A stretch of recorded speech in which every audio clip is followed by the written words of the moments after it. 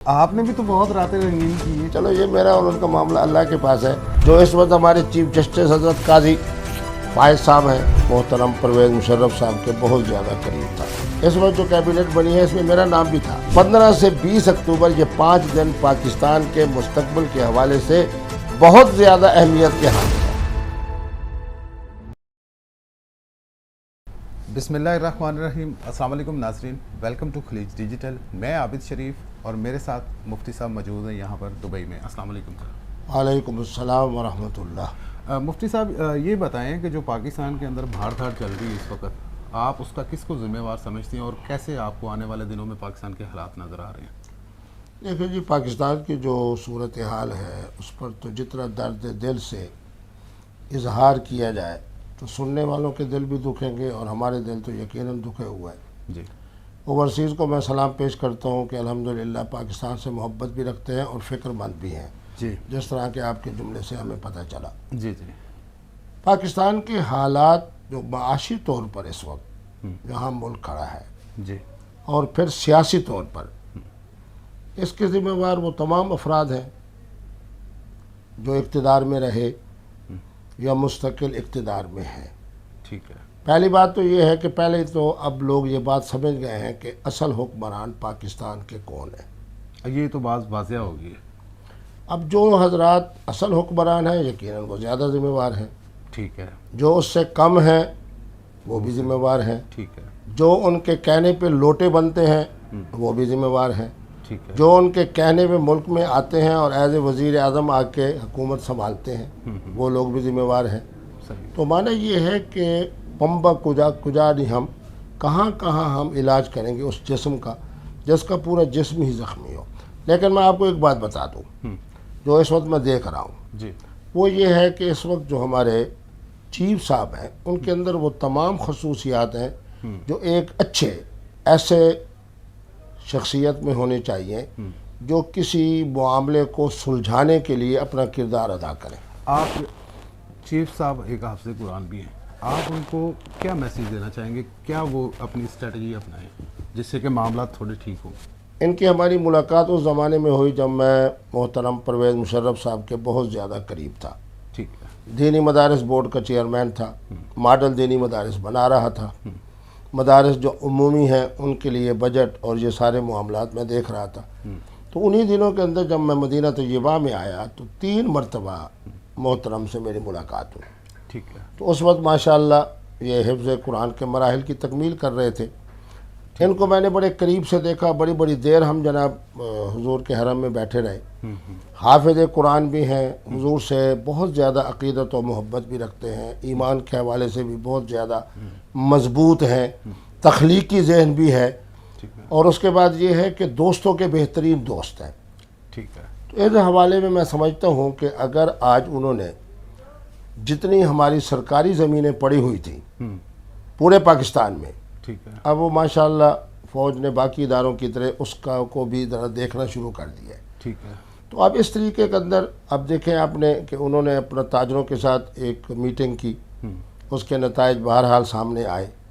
इसी तरीके पे ज़मीनी के मामलात हैं उसमें वो अपना किरदार अदा कर रहे हैं तो उसके भी मुस्बत असरात आएंगे, वरना वहाँ के जगीरदारों ने उन रकबों पे कब्ज़ा किया हुआ था। ठीक है। मेरा दिल ये मानता है कि इंशाअल्लाह अगर परवेज़ मुशर्रफ साहब की तरह मोहतरम हाफिज़ साहब को 3 साल मिल जाए, ठीक है। और इन्हीं की ज़ेर सरपरस्ती, इन्हीं की ज़ेर निगरानी वज़ीर आज़म साहब भी हों और पूरी कैबिनेट भी हो।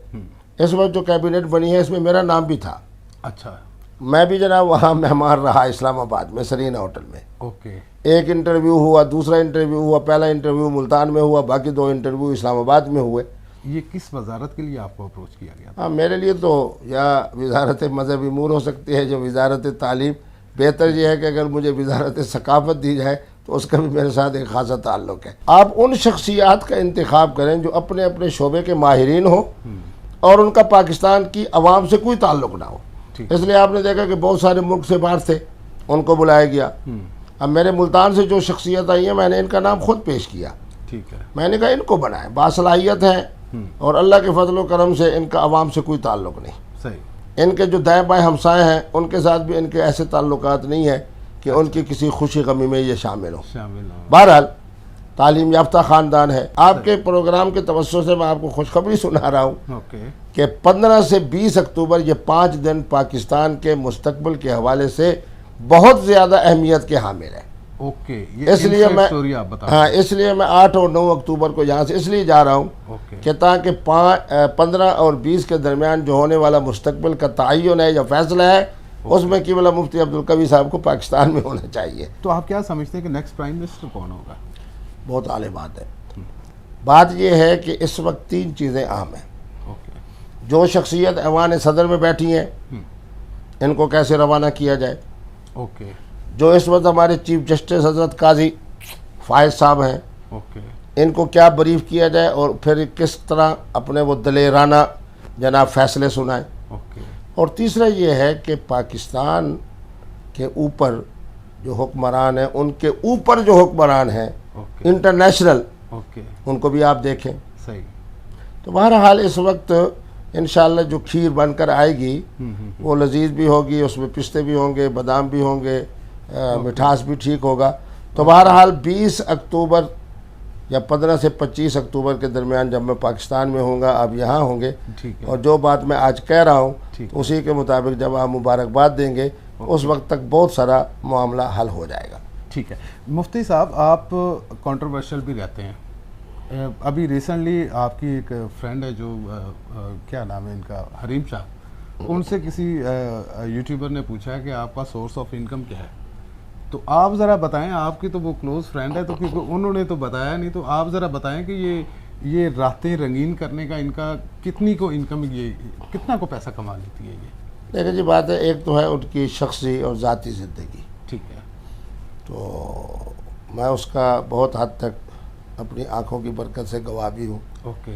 लेकिन उस तरफ मैं इसलिए नहीं जाता कि बहरहाल ये उनकी अपनी शख्सी और ज़ाती ज़िंदगी है। ठीक है। बहरहाल जिस खुश नसीब को वो टाइम देती हैं हाँ। तो बहरहाल वो कहता है कि मेरी आज की रात 1000 रात के बराबर है। ओके। अब यकीनन नजराना भी उसी के मुताबिक, ओके। एहतराम भी उसी के मुताबिक। नहीं मुफ्ती साहब, आप बताएं कि एक रात 1000 रात के बराबर होती, तो आपने भी तो बहुत रातें रंगीन की हैं। चलो ये मेरा और उनका मामला अल्लाह के पास है। अब मुझे याद हो ना हो, मेरे फरिश्तों को भी याद है, मेरे अल्लाह को भी याद है, और जब हमने तौबा कर ली तो मेरे ख्याल में फरिश्ते भी भूल गए और हम भी भूल लेकिन गए। आप देखें ना कि आपको उसने लाइव टेलीविज़न के ऊपर जो है वो आपकी तस्लील की, हम समझते हैं, मतलब जो मामला अंदर के होते हैं वो तो वैसे ओपन नहीं करने चाहिए। तो उस हवाले से आप क्या कहेंगे? नहीं देखे ना, जहाँ उसने मेरा मजाक उड़ाने की नाकाम कोशिश की है, ठीक है, तो आप देख लें फिर उस बेचारी का इन दिनों के अंदर अंजाम क्या है। वो कारकर्दगी उसकी है, पकड़ा हुआ उसका खामद है। बिल्कुल ठीक है। फिर उसके बाद जनाब जो तस्वीर उसकी बहीमाना 4 आई हैं वीडियोस, अब वो किसको शक्ल दिखाने के काबिल है। पिछले दिनों मैं इसी मिनिस्ट्री के हवाले से सरीना होटल में था, ठीक है। मुझे पता चला कि मोहतरमा भी आई हुई हैं। अच्छा, सरीना में? सरीना में पैचअप हो गया था? हाँ, वो 1-2 पठानों की बरकत से, जो उनके बड़े दिलदादा थे, उनकी बरकत से जनाब बहुत सारे टेलीफोन पर और फलां मामलात हुए। ओके। फिर मैंने उनको समझाने की कोशिश की। मुझे तो बहरहाल उन्होंने यही वादा किया है कि अब मेरा जहन मुस्बत होगा, ओके, कोई मनफी बातें नहीं होंगी, ठीक है। और उसके बाद आज के बाद आपकी और हमारी जो है दोबारा सुलो।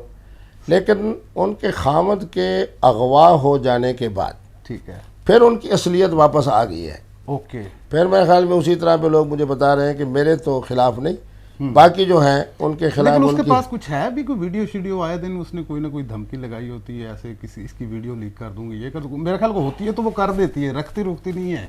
क्या कहते हैं आप? उनके पास बहुत कुछ है, ओके, सिवाय क़िबला मुफ्ती अब्दुल कवी साहब के किसी वीडियो के। ओके। तो जिन जिन हजरात का वो नाम लेती है वो बहुत गहरी है, उनको ये चीज़ें कहाँ से मुयस्सर होती हैं, उनको कौन, उनके यानी इन तस्वीर के कौन कौन सप्लायर हैं।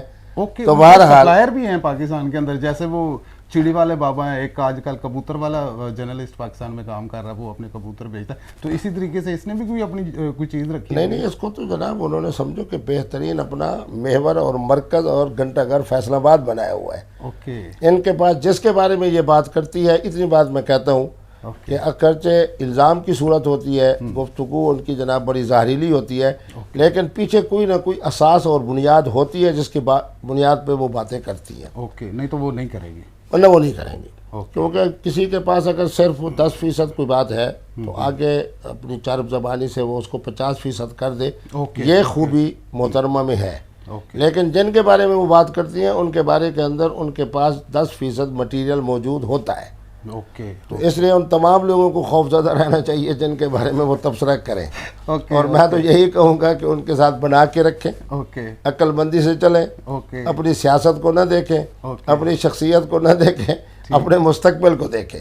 सही। इसलिए मोहतरमा के सासाथ बिल्कुल सही ताल्लुकात रखें, छेड़खानी मत करें, तो इसलिए वो फ़ायदे में रहेंगे। हमारे मजहबी लोग हों, हमारे सियासतदान हों, हम तो 1982 से यही चीज़ देख रहे हैं। सही।